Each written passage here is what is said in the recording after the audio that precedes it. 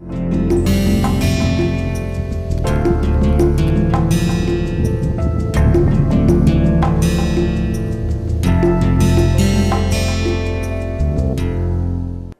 welcome back. We're going to start a new topic. It's on chemical reaction, which is a very integral part of thermodynamics in industrial scale, particularly where the thermal energy is being generated using some kind of a reaction or fuel burning leading to generation of energy. So this is what the overview of this particular topic. I will start with the definition of fuel and combustion. Now, our fuel is basically any material that can be burned to release the thermal energy. The most common fuel consists of primarily hydrogen and carbon in terms of hydrocarbon, which is a commonly known fuel, and this general formula is CnHm. Okay. Now, a typical distillation column or the separation of the crude oil, which separate based on the density, for example, is illustrated in this form, where different types of fuel is separated, such as gasoline, kerosene, diesel oil, diesel fuel, fuel oil. These are all hydrocarbon fuels which exist in different phases at normal conditions.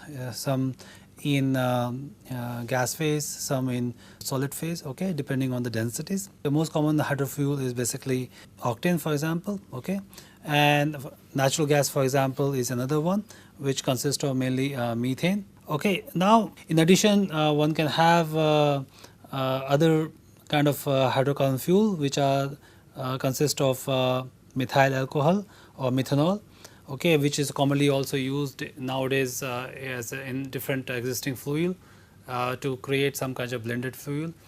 This is mainly because to reduce the content of CO2 out in atmosphere, in other word, to make it more environmentally friendly.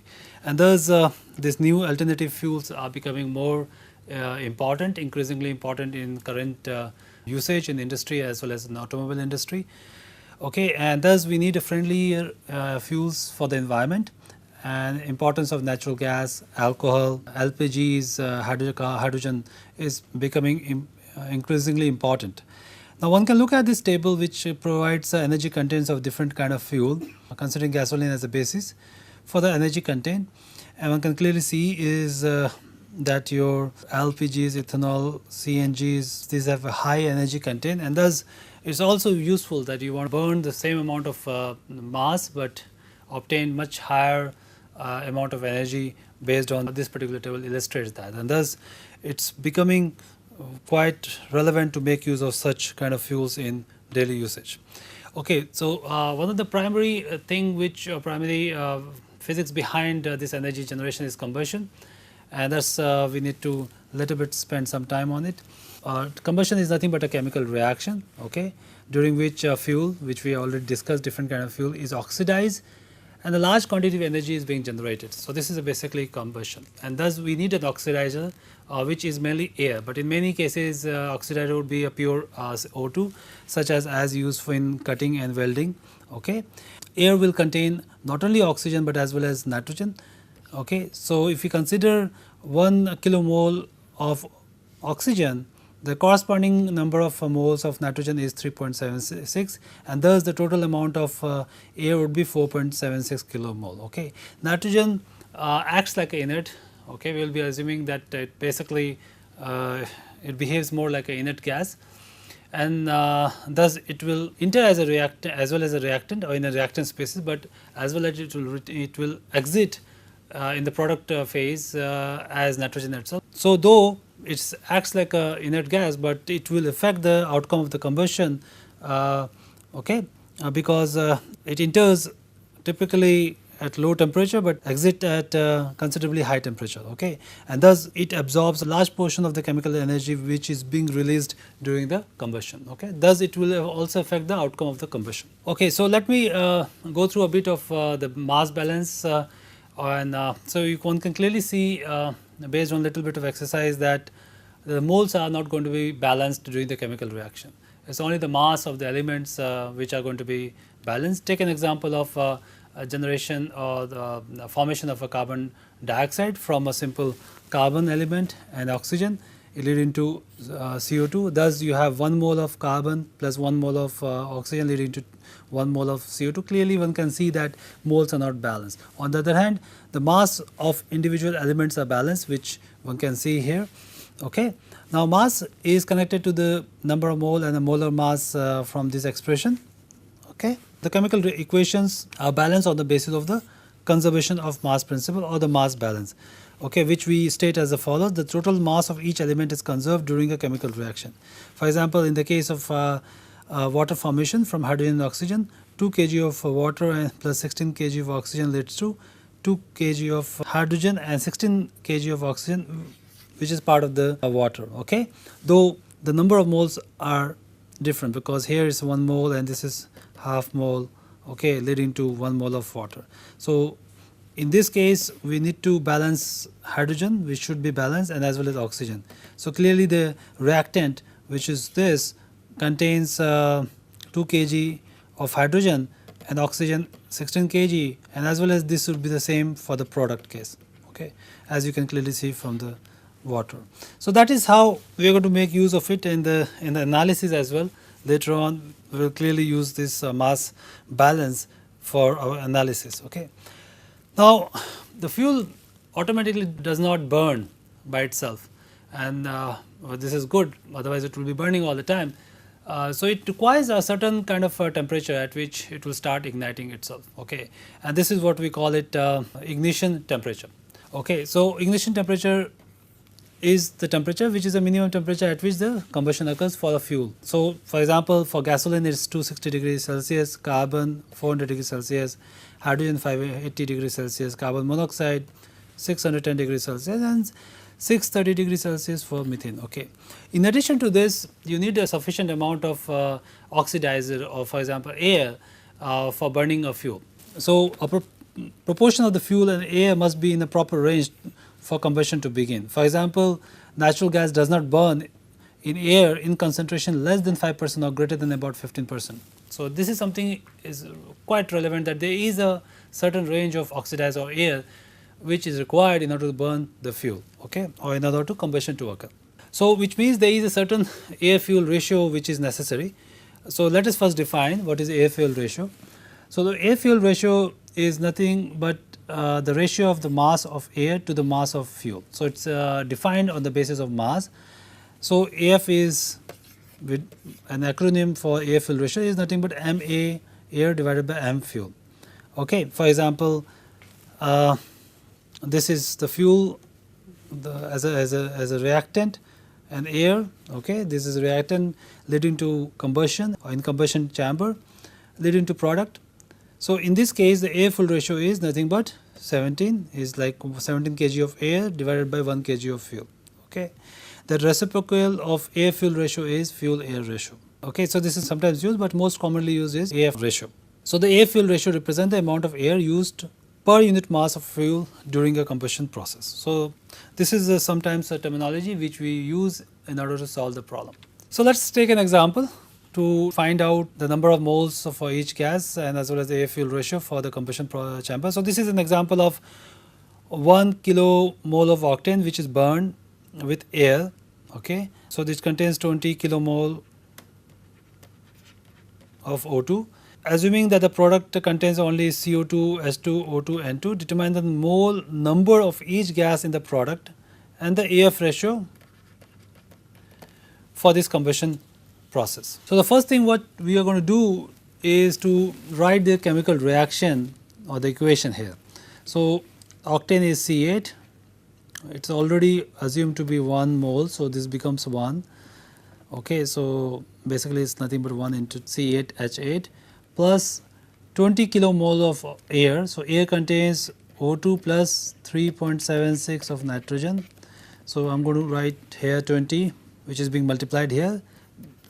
This leads to product species, and we don't know the moles of these products, so hence we are going to use whatever is written here, XYZ.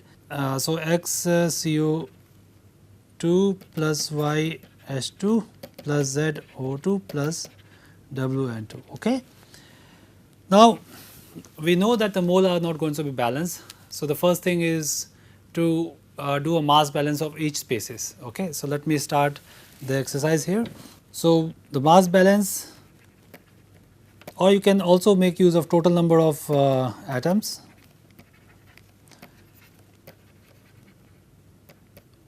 Okay, it's the same thing because the molar mass will get cancelled among the right hand side and left hand side of the equation.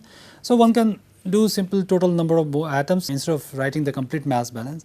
So for example, so I can write 8, this multiplied because there are 8 atoms, this multiplied by its atomic mass is equal to x multiplied by atomic mass. The atomic mass will get cancelled, so simply 8 is nothing but x. Okay. Similarly, I can write for H 18 hydrogen atoms should be equal to, hydrogen is here only in water, so this becomes your 2 times y. So this means y is nothing but 9, okay, x is nothing but 8, and then you have this O, oxygen. Oxygen on the left hand side is 20 times 2, these many atoms.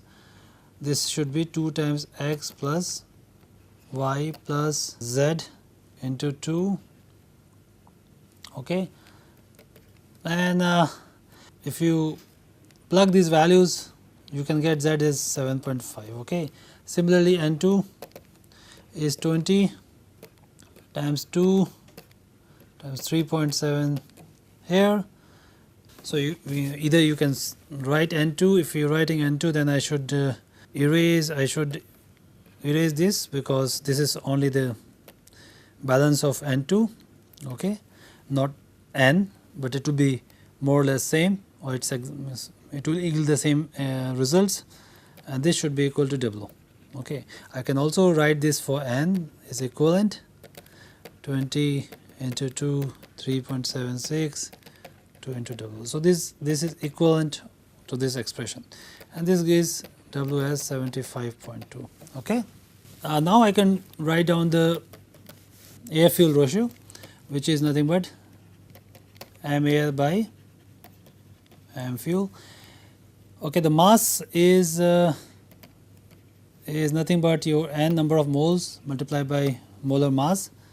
So this can be written as Nm for air, and for the case of fuel, now fuel consists of carbon and hydrogen. Okay, so I can write N m of carbon plus Nm of hydrogen, which can further be written as the number of moles for air is 20 into 4.76, that will be total number of kilomoles, okay, multiplied by 29 kg per kg mole, okay, kg mole here, divided by the number of kilomoles for carbon is going to be 8 only, okay. So because the number of carbons are 8, so we are taking 1 kilomole as a basis for the fuel, so that becomes total number of moles for carbon. It is going to be 8 kilomole, corresponds to 12 kg per kilomole, okay. And similarly for hydrogen, is going to be your 18. So 18 is a hydrogen atom, but for H2, okay, is going to be 9, correspondingly 9 kilomole. You can also write the same expression for hydrogen atom instead of H2. So 9 kilomole multiplied by 2 kg per kilomole, okay. So this gives us 24.2 kg of air per kg of fuel, okay. That's your air fuel ratio. So this means that 24.2 kg of air is used to burn each kg of fuel during this combustion, okay, process. Okay.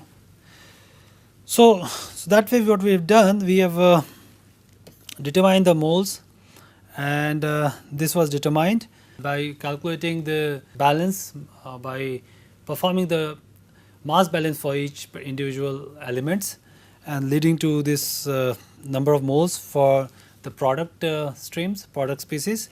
In addition, we also calculate the air fuel ratio. So this is a simple exercise to illustrate how to go about solving such problems. Okay, so that will be the end of this particular lecture. In the next lecture, I am going to describe a bit of combustion analysis, and as well as some for the reacting systems for both steady state and fixed mass systems. Okay, so see you in the next lecture.